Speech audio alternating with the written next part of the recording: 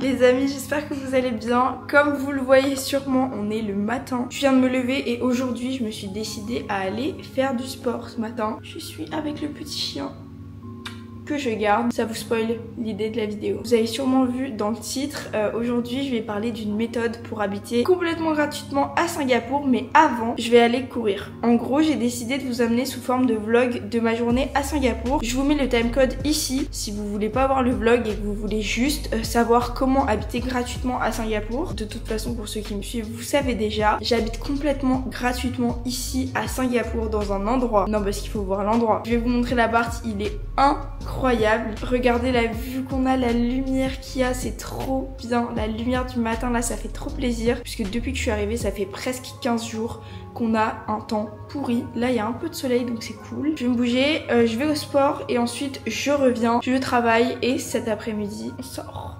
Non mais regardez la vue quand j'attends l'ascenseur, c'est vraiment incroyable. Il y a des terrains de tennis, j'ai trop envie de jouer mais malheureusement ils prêtent pas de raquettes, je suis dégoûtée. J'adore Singapour pour le côté tropical, c'est vraiment trop plaisant. Genre regardez, c'est trop beau, j'adore, il y a tellement d'arbres, de végétation et tout, c'est trop joli. Et ça c'est mon chemin pour aller à la salle de sport. Enfin, trop bien. Que demander de plus? Et tout ça gratuitement. C'est royal, je vis une vie de princesse. Et regardez la piscine. Bon, il n'y a personne, mais attendez, je suis pas encore allée à la piscine comme je vous ai dit. Il a plu tous ces derniers jours. Je devrais grave y aller. Ça, c'est des trucs maçons et tout. Trop bien. Regardez les immeubles. Non mais... Et j'espère qu'il n'y a personne dans la salle de sport, mais on est le matin, donc j'y crois. Bah non, il y a quelqu'un.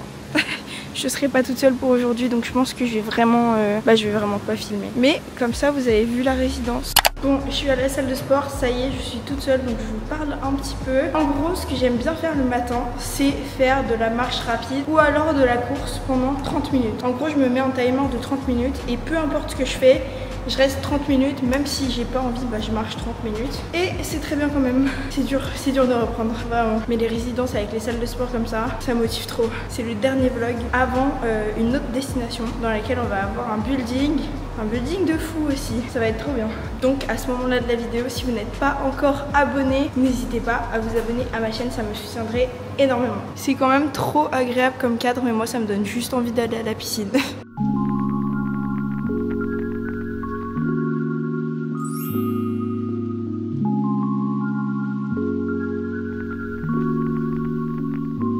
Update, je suis toujours en train de travailler. En gros, c'est un peu ça mes routines, ma routine en Asie, un petit peu à quoi ressemblent mes journées. Pour ceux qui se demandent, souvent je travaille le matin. J'essaye de me lever tôt. Bon, ce matin je me suis levée tôt, c'était cool. Je me suis levée à, je sais plus, 7h30, un truc comme ça. Donc ça va. Objectif, me lever minimum à 7h30 tous les jours. Mais je reviens de loin. Je reviens vraiment de loin pour travailler le matin et pour profiter l'après-midi. Donc comme je vous ai dit tout à l'heure, aujourd'hui on va sortir cet après-midi. Mais avant, je finis de travailler. Là il est 11h30. Après je fais à manger. Je pense que je vous montrerai pas parce que à mon avis je vais juste faire des nouilles, c'est inintéressant. Et ensuite on sort se promener.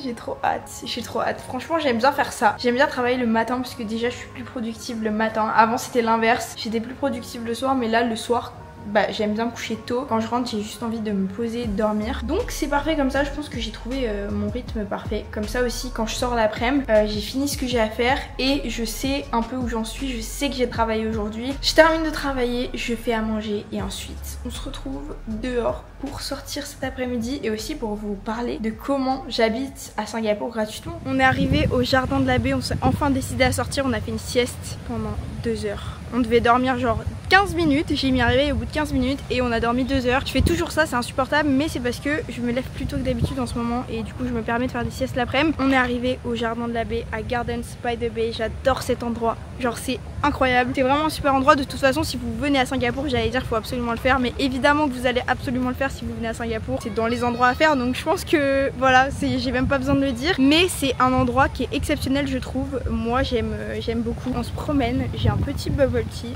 On est à Singapour, tout va bien.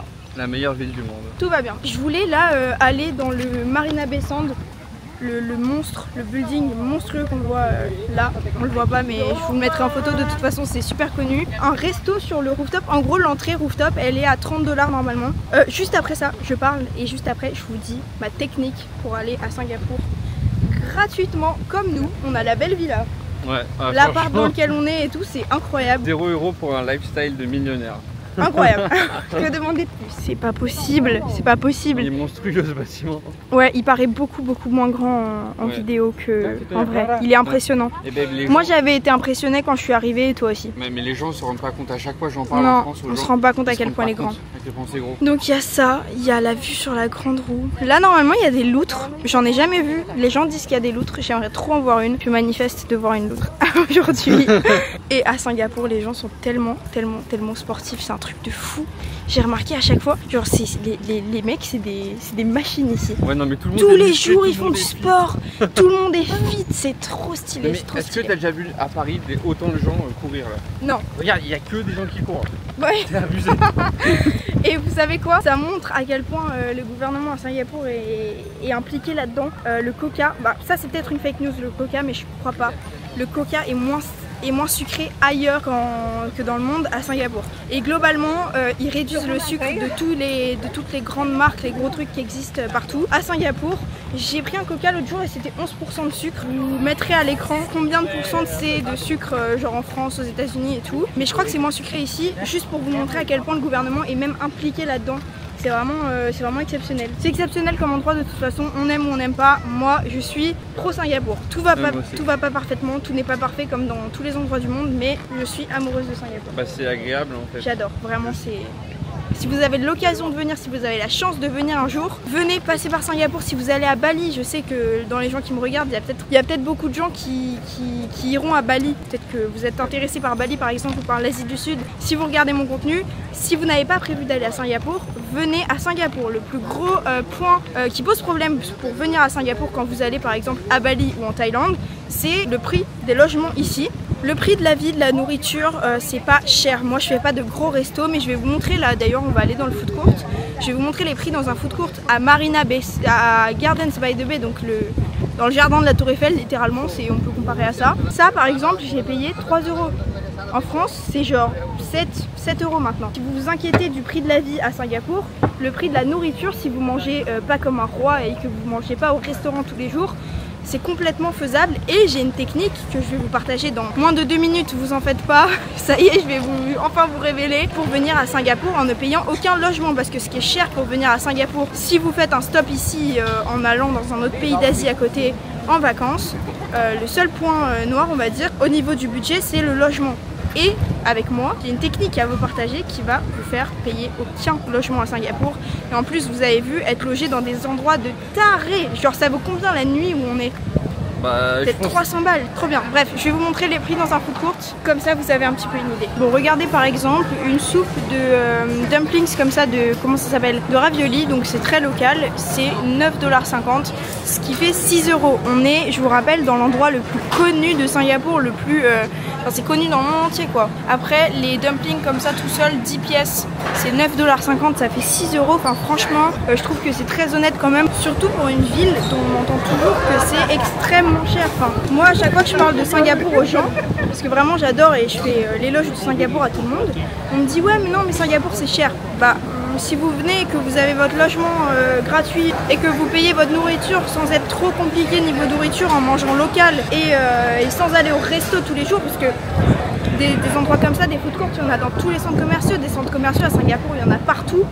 Donc en fait, vous pouvez manger sans manger du fast-food, en mangeant local pour ouais, 10 € par jour quoi. Ah, regarde, qu'est-ce qu'on fait des fois? On se prend 2 onigiri au 7-Eleven. Ouais, ça nous coûte 3 € chacun pour le midi. Et le soir on mange dans un truc comme ça et dans la journée on a dépensé 10 balles, on a bien mangé quoi. Ce que je voulais vous dire, je reviens à ça avant de vous expliquer la technique, et désolée j'abuse un peu là. On voulait aller au Marina Bay Sands, donc dans le building tout en haut, boire un verre, parce que c'est notre dernier jour demain et demain on n'a pas prévu d'être là, enfin c'est la dernière fois qu'on est là en gros pour ce séjour, parce qu'on viendra évidemment, vous l'aurez compris. Ouais, en gros on voulait aller au Marina Bay Sands, boire un verre. Il y a 2 restos, il y a le C'est la Vie et le Lava, je sais plus comment il s'appelle, un truc comme ça. Et en gros le deuxième que je vous dis, je crois, si je me trompe pas, qu'en réservant à l'avance, il n'y a pas de minimum spend, mais il faut réserver à l'avance et ne pas venir en tonte comme nous. Voilà, il restait de la place pour ce soir, mais malheureusement bah on est en tonte donc on peut pas, donc on a abandonné. C'est pas grave, on va se promener dans le quartier, moi j'adore ce quartier, il est trop bien. Je pense qu'on va aller voir le spectacle des arbres et tout, enfin c'est trop bien. Et le problème du C'est la Vie, c'est que c'est 30 $ sans compter les taxes par personne. Donc c'est pas énorme, hein, ça fait 20 € à peu près de dépenses. vous payez pas d'entrée, vous payez 20 € minimum de dépenses. Donc si vous prenez 2 verres, 20 € c'est largement fait dans un endroit comme ça. Ce qui peut valoir le coup, ce qui peut valoir le coup parce que l'entrée pour le Sky Deck, en gros il y a un truc touristique où vous pouvez juste payer l'entrée et monter, c'est 35 $. 35 $ ça fait 25 € à peu près, donc c'est plus intéressant je trouve d'avoir une consommation, d'aller au bar et d'être assis tranquillement plutôt qu'au Skydeck en mode touristique juste sans rien, sans boire un verre, sans rien. Vous saurez si vous venez à Singapour qu'il y a un resto, si je me trompe pas, où il faut réserver et où il n'y a pas de minimum spend, et c'est mieux je trouve d'aller dans un resto au C'est la Vie, enfin au C'est la Vie ou au Laval, je sais plus comment ça s'appelle, en haut, plutôt qu'au Skydeck et payer l'entrée au Skydeck. Voilà, donc on l'a pas fait cette fois parce qu'on est en Tongue et c'est notre avant-dernier jour et demain on fait autre chose, mais on le fera une prochaine fois et je pense que je vous emmènerai avec moi parce que c'est grave à faire et c'est pas notre dernière fois à Singapour, donc ça va. On en vient à ce que je voulais vous dire depuis le début de la vidéo, je vais enfin m'y mettre, je suis désolée pour le temps. Si vous regardez ma chaîne habituellement, que vous connaissez mon contenu, vous savez déjà, donc je vous laisse passer si vous voulez. Je vous montrerai ce qu'on a fait un petit peu ce soir et tout, mais si vous connaissez pas encore ma chaîne, vous ne savez pas que je fais quelque chose qui s'appelle du home sitting. Le home sitting c'est quoi? C'est le fait de garder les maisons des gens quand ils partent en vacances, quand ils partent pour le travail, n'importe. Moi je passe par une application qui s'appelle Trusted House Sitters. Cette application je l'ai trouvée parce que j'avais tellement faim, j'avais envie de voyager dans le monde entier mais je pouvais pas parce que les logements c'est trop cher juste. Et ma ville préférée au monde c'est New York et je rêvais de retourner à New York toute seule comme ça, mais les 100 € de la nuit minimum d'hôtel à New York c'est quand même très cher et je pouvais pas me le permettre. J'ai découvert ça il y a 2 ans quand je voulais du coup aller à New York et ça m'a permis d'aller à New York. Au bout de 2 semaines à m'être inscrit sur l'application, j'étais à New York, j'y suis restée 1 mois. J'ai eu 3 home sitting qui se sont parfaitement suivis et franchement moi ça m'a changé la vie, vraiment. Genre Trusted House Sitters, vous pouvez aller voir avec le lien dans ma description si vous voulez. Vous pouvez créer un compte gratuit pour pouvoir voir les annonces qu'il y a sur l'application. L'application elle se présente un peu comme un Airbnb, en gros vous tapez le nom d'une ville et vous voyez tous les home sitting qu'il y a dans cette ville, et si vous voulez postuler vous pouvez vous inscrire avec mon lien. J'ai un lien de réduction, donc un lien affilié qui vous permet d'avoir l'abonnement annuel. C'est une application qui fonctionne par abonnement annuel, dérisoire pour moi par rapport au prix des hôtels normalement. L'application avec mon lien affilié, j'ai une réduction, elle coûte 90 € à l'année, donc ça fait 7,50 € par mois. C'est très léger, enfin je suis d'accord que tout le monde ne peut pas mettre 90 € comme ça d'un coup, mais moi cette application elle m'a vraiment changé la vie, et si vous aimez, que vous aimeriez voyager, n'hésitez pas à aller faire un tour sur le lien qui est dans ma description. L'application c'est Trusted House Sitters. Moi j'ai payé plein pot mon abonnement, je l'avais payé 150 € et c'est les 150 € les mieux dépensés de ma vie entière. J'ai fait le calcul, si je compte 50 € la nuit dans tous les endroits que j'ai fait dans le monde en home sitting, on arrive à un total de plus de 5000 € économisés sur 2 ans. C'est exceptionnel. Moi cette application elle m'a vraiment changé la vie.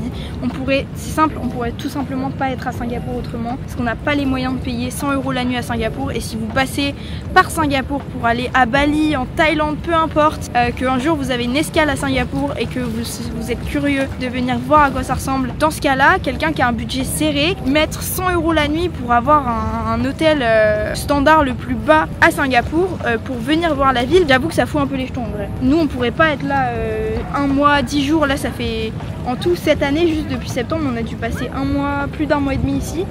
Et on est les plus heureux du monde parce qu'on est trop content d'être là, c'est trop bien. Mais voilà, si vous passez par l'Asie, que vous passez par Singapour et que vous êtes curieux de vous arrêter, sur Trusted House Sitters, vous pouvez trouver des home sitting de 1 jour, comme de 3 mois à Singapour. Vraiment ça dépend. J'en ai trouvé moi de 1 journée, j'en ai trouvé de 3 jours, j'en ai trouvé de 1 mois. La dernière fois chez Otis et Nori, on était allé 1 mois et c'était trop bien, trop bonne expérience. Le home sitting dans lequel on est là c'est 6 jours, l'appartement est fou. Celui d'avant, l'appartement était fou aussi. Enfin bref, si vous voulez voyager dans des grandes villes du monde comme Singapour, New York, Londres, Tokyo, j'étais allée à Tokyo comme ça aussi, il y en a beaucoup. Si vous aimeriez aller en Australie, c'est l'endroit du monde où il y en a le plus, n'hésitez pas à aller faire un tour, à aller voir à quoi l'application ressemble, à vous inscrire avec mon lien, même gratuitement à créer un compte pour pouvoir voir les home sitting, voir un peu comment c'est. N'hésitez pas, moi ça m'a changé la vie et je vous partage ce petit tip. Si vous venez à Singapour un jour en escale, 2 jours pour connaître la ville, ne payez pas d'hôtel, payez Trusted House Sitters. Vous payez 90 €, c'est moins cher qu'une seule nuit à Singapour et vous passerez 5 nuits dans un endroit de luxe quoi. Toi t'as passé combien de temps en home sitting si tu fais le calcul? Ah oui, si je fais le calcul, j'ai oublié de dire, j'ai fait 108 nuits au total. Là je vous balance l'info comme ça parce que vous êtes à la fin de la vidéo, donc déjà merci d'être resté jusqu'à la fin. Là on part du coup après-demain de Singapour, je suis trop triste, mais on va en Malaisie avant de retourner à Bali. Et par exemple en Malaisie on a trouvé un homestaying de 12 jours sur une île. Genre trop bien, ça va être trop bien, on va découvrir la Malaisie comme ça, on va faire Kuala Lumpur et une île. Il y a beaucoup de vent, il va bientôt faire nuit, je veux pas que ça s'entende trop le vent et je veux profiter un petit peu du parc avant qu'il fasse nuit. Donc on y va. Et voilà, j'espère que l'astuce que je vous ai donnée vous servira. Quand même a servi à moi puisque c'est exceptionnel vraiment, genre je sais pas ce qu'on ferait sans ça. Et moi tous les jours tu me dis que ça a changé ta vie. Tous les jours je dis que ça a changé ma vie. Je suis tellement reconnaissante. Et surtout ce qui est trop bien c'est que tu as pu emmener ton copain avec toi partout. Ouais, si vous vous posez la question, génial, en fait. J'ai souvent la question qui revient. Mais est-ce qu'on peut venir à deux? Oui, on peut venir à deux. En fait, ça dépend vraiment de la personne. En général, les gens chez eux ont toujours un lit de place, donc ça leur change rien que vous veniez avec votre copain ou votre copine ou une amie, tant que évidemment, enfin moi c'est des règles de base du respect. Vous allez chez des gens, vous faites pas la fête, vous invitez pas 10 personnes, ça c'est une règle de base. Si vous avez un home sitting le jour du nouvel an, vous faites pas une grosse soirée chez les gens, enfin ça je trouve ça normal, mais ça va de soi. Après, est-ce que vous pouvez venir en famille par exemple à 5 personnes? Bah s'il y a 5 couchages, oui. Moi je pars sur l'idée qu'il faut être transparent, vous allez chez quelqu'un, donc ça dépend vraiment, il y a autant de règles qu'il y a de personnes sur l'application qui proposent leur maison. Moi je trouve que le plus simple c'est à chaque fois que vous allez chez quelqu'un, si vous voulez amener votre famille avec vous et que vous êtes un total de 4-5 personnes, vous leur dites est-ce qu'il y a 5 couchages, est-ce que je peux amener ma famille? S'ils disent oui, tant mieux, s'ils disent non, tant pis. Et voilà, pour de la transparence. Et meilleure application au monde si vous voulez aller à New York. Je sais que j'ai des gens qui me suivent là qui m'ont dit que par exemple qu'ils étaient en train de préparer leur voyage à New York cet été et tout grâce à Trusted House Sitters, et je suis trop fière, je suis trop contente d'avoir fait connaître ça à des gens et qui s'en servent comme moi je m'en sers parce que c'est exceptionnel, c'est exceptionnel. Toi t'as découvert New York comme ça d'ailleurs? Ouais, j'ai découvert New York, tu m'as amené à Barcelone, tu m'as amené à Singapour. Tu m'as amené partout avec toi. C'est beaucoup trop cool et on vous laisse là, enfin on va aller se promener un petit peu dans le parc, profiter. Et voilà, on n'a toujours pas vu de vitre. Trop dommage. Il n'y en a pas. C'est des menteurs. Je pense qu'il y a des saisons où il y en a.